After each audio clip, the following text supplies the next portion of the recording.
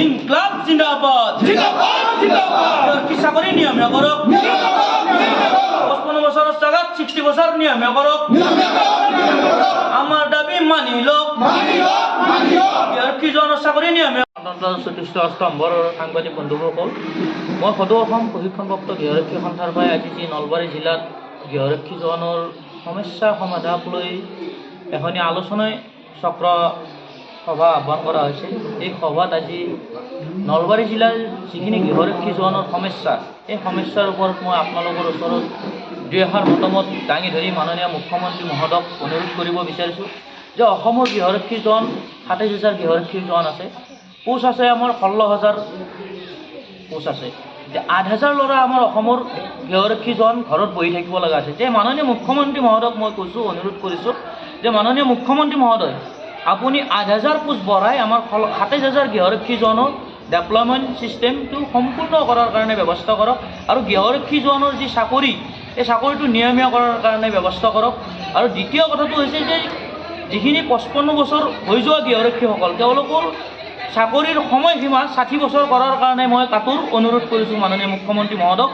লগতে গৃহৰক্ষী জোৱানৰ যিখিনি 1947 চনৰ গৃহৰক্ষী জোৱানৰ আইন সেই আইনখন এমেণ্ডমেণ্ট কৰি সময়ৰ উপযোগী হোৱাকৈ এমেণ্ডমেণ্ট কৰি গৃহৰক্ষী জোৱানৰ চাকৰি নিয়মীয়াকৰণ কৰাৰ কাৰণে আহ্বান জনাইছোঁ। আৰু নলবাৰী জিলাৰ গৃহৰক্ষী জোৱান যিখিনি গৃহৰক্ষী জোৱান আৰু মহিলা গৃহৰক্ষী জোৱান আছে তেওঁলোকৰ যি চাকৰি তেওঁলোকৰ যি ডেভেলপমেণ্ট ছিষ্টেম তেওঁলোকৰ যি সময়মতে ডেভেলপমেণ্টত নাম নাহে সেয়ে মাননীয় মুখ্যমন্ত্ৰী মহোদয়, নলবাৰী জিলাৰ অধিনায়ক মহোদয়, নলবাৰী জিলাৰ আৰক্ষী অধীক্ষক মহোদয় তেওঁলোককো অনুৰোধ জনাইছোঁ অলপ পোষ্ট বৃদ্ধি কৰি তেওঁলোকৰ ডেভেলপমেণ্টটো সোনকালে হোৱা কৰাৰ কাৰণে ব্যৱস্থা কৰে যে।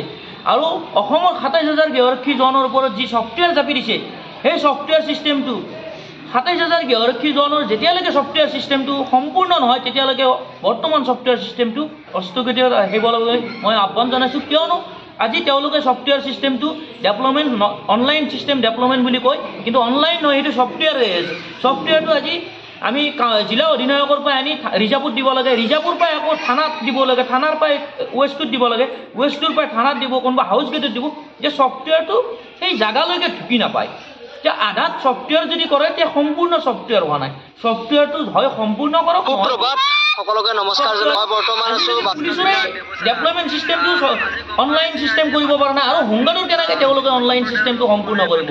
যি অনলাইন ছিষ্টেম আছে অতি সোনকালে আমি হয় বন্ধ কৰক, নহয়তো সম্পূৰ্ণভাৱে কৰাৰ কাৰণে চেষ্টা কৰক। আৰু মাননীয় মুখ্যমন্ত্ৰী মহোদয়ক তেওঁ যিহেতু অসমৰ দক্ষ মুখ্যমন্ত্ৰী বুলি আমি কওঁ আৰু তেওঁ যিহেতু সকলো চাকৰিয়ালৰ বয়স বৃদ্ধি কৰাৰ কাৰণে ইতিমধ্যে এটা আইন ওলাইছে আৰু যিহেতু বহুত চাকৰি দিছে সেয়ে মাননীয় মুখ্যমন্ত্ৰী মহোদয়ক অনুৰোধ কৰিছোঁ যে 27,000 গৃহৰক্ষী, বেছি গৃহৰক্ষী নহয়, তেওঁ 1 লাখ 2 লাখ চাকৰি দিলে, 26,000 পুলিচত চাকৰি দিলে, যে আমাকো 27,000 গৃহৰক্ষী জনক চাকৰি নিয়মীয়া কৰাৰ কাৰণে মই অনুৰোধ কৰিছোঁ।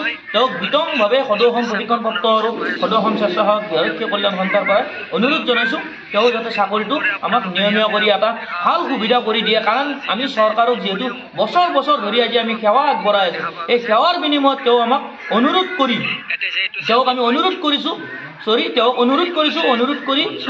তেওঁ যাতে আমাক চাকৰিটো পাৰ্মিনেণ্ট কৰি দিয়ে।